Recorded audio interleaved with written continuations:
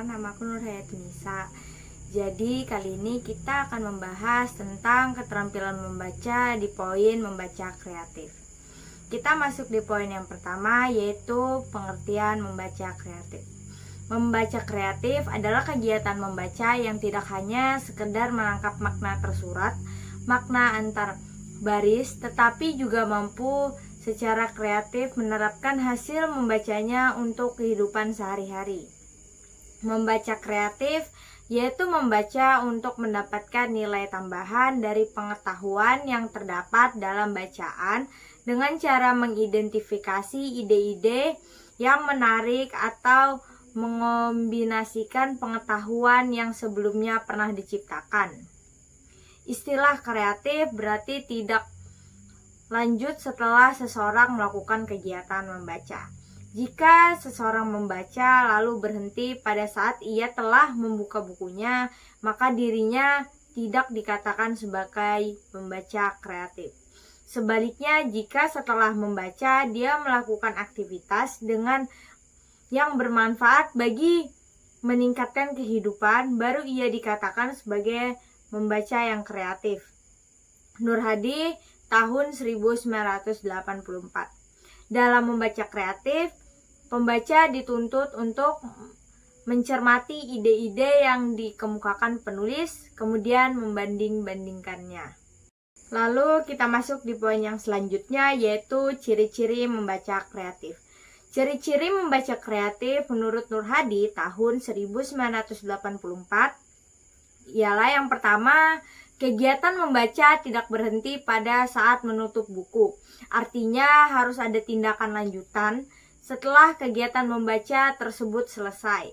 Yang kedua, mampu menerapkan hasil membacanya untuk kepentingan sehari-hari, yang berarti bahwa ilmu pengetahuan yang diperoleh setelah membaca mampu memberi manfaat dalam kehidupan sehari-hari. Yang ketiga, munculnya perubahan sikap dan tingkah laku setelah proses membaca selesai.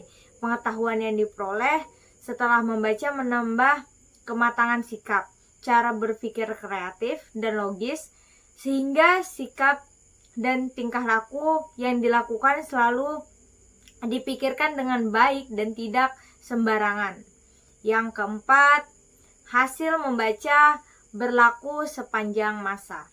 Hasil dari membaca kreatif tidak akan mudah dilupakan dalam waktu yang singkat.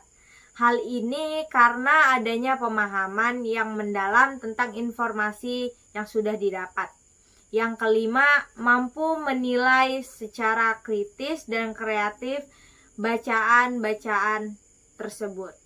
Yang keenam, mampu memecahkan masalah kehidupan sehari-hari berdasarkan hasil yang sudah dibaca. Lalu kita masuk di poin yang selanjutnya, yaitu latihan-latihan membaca kreatif. Membaca kreatif perlu diadakan latihan, serangkaian keterampilan. Beberapa latihan tersebut, yang pertama, keterampilan mengikuti petunjuk dalam bacaan, kemudian menerapkannya. Yang kedua, keterampilan membuat resensi buku. Yang ketiga, keterampilan memecahkan masalah sehari-hari melalui teori yang sudah disajikan di dalam buku. Yang keempat, keterampilan mengubah buku cerita, prosa, cerpen atau novel menjadi bentuk naskah drama atau sandiwara. Yang kelima, keterampilan mementaskan naskah drama yang telah dibaca. Yang keenam, keterampilan mengubah bentuk puisi menjadi prosa, cerpen ataupun novel. Yang ketujuh, keterampilan melakukan teori celup. Misalnya setelah membaca cerpen, pembaca akan membuat cerpen dan lain-lain menurut Nur Hadi tahun 2004. Membaca kreatif dapat dibedakan menjadi dua, yaitu yang pertama, menarik kesimpulan dari fakta yang dibaca. Yang kedua, melanjutkan pemikiran penulis. Membaca kreatif yang bertujuan membaca untuk memahami pikiran pengarang, beberapa ketangkasan dan belajar. Nur Hadi tahun 2004, yaitu yang pertama melihat rancangan pengarang, yang kedua mengerti gagasan ini, yang ketiga mengerti fakta-fakta dan detail-detail yang penting. Yang keempat, menghubungkan hubungan fakta-fakta yang merangkum apa yang dikatakan oleh sang pengarang.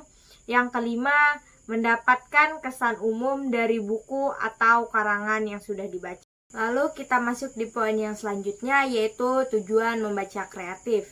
Menurut Tarigan tahun 1994, membaca kreatif bertujuan yang pertama, dramatisasi.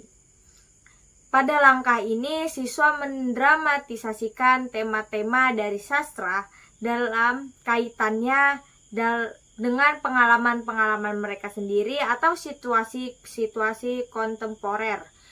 Pada tahap berikutnya, para siswa diberi kesempatan untuk mengemukakan ironi, parodi, humor, dan aneka bentuk drama lainnya untuk menginformasikan isi penggalan-penggalan sastra di dalam berbagai macam ekspresi dalam hati atau sudut pandang.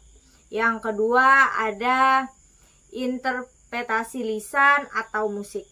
Pada tahap ini, para siswa dilatih untuk membandingkan serta mengontraskan aneka ragam penggalan sastra melalui penggunaan interpretasi lisan atau musik. Para siswa dilatih mengadakan eksperimen dengan penafsiran-penafsiran lisan dan musik untuk mengubah suasana hati atau nada sastra. Yang ketiga, narasi pribadi. Pada tahap pertama, para siswa diberi kesempatan untuk menciptakan dan menghubungkan cerita-cerita berdasarkan alur, gagasan, ide, peristiwa, atau tokoh-tokoh dari bacaan mereka. Pada tahap kedua, keterampilan itu dikembangkan dengan cara mendorong cerita-cerita berdasarkan pengalaman-pengalaman mereka, tetapi dirangsang oleh sesuatu yang berasal dari bacaan mereka. Pada tahap berikutnya, para siswa membaca cerita-cerita lalu menghubungkannya setelah mengadakan perubahan-perubahan untuk mengubah beberapa aspek seperti suasana hati, nada, dan dampak cerita.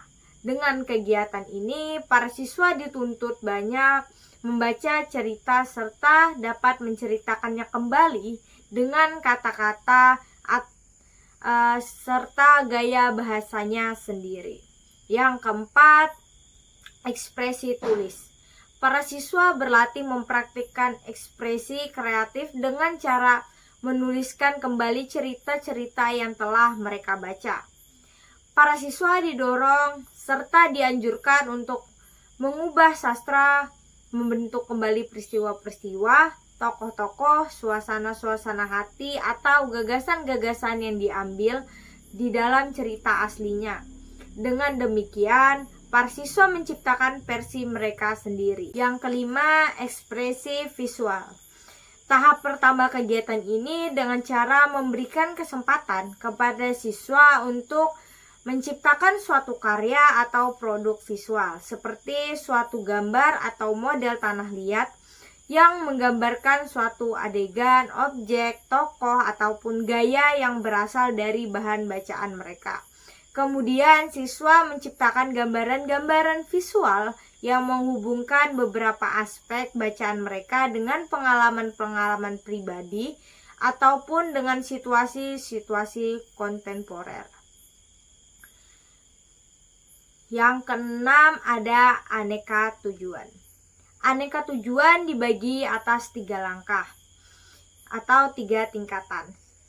Yang pertama, tujuan tingkat AC, kelas 1-2 sekolah dasar.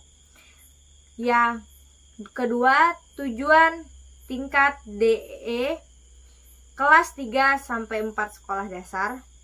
Yang ketiga, tujuan tingkat F-G, kelas 5-6 sekolah dasar. Lalu kita masuk di poin yang selanjutnya, yaitu manfaat membaca kreatif. Manfaat dari membaca pemahaman secara kreatif adalah yang pertama, dari membaca kita dapat menerapkan berbagai pengetahuan baru yang telah kita peroleh untuk mengembangkan karir. Yang kedua, meningkatkan kemampuan di dalam berbagai bidang sesuai dengan kebutuhannya masing-masing.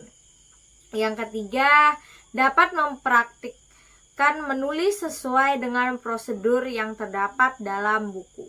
Yang kelima, membaca kreatif akan memberikan banyak manfaat dalam berbagai bidang. Contohnya, wacana tentang cara membuat makanan atau merawat kesehatan tubuh.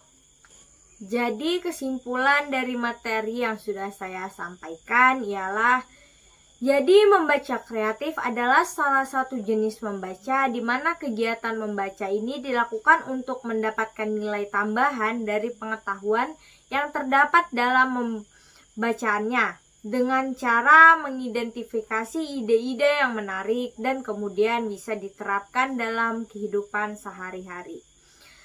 Sekian dari saya, apabila banyak kata yang salah saya mohon maaf. Jangan lupa like, komen, dan subscribe. Jangan lupa nonton video saya yang lainnya. Perbanyak ilmu maka kamu akan beruntung. Bye-bye.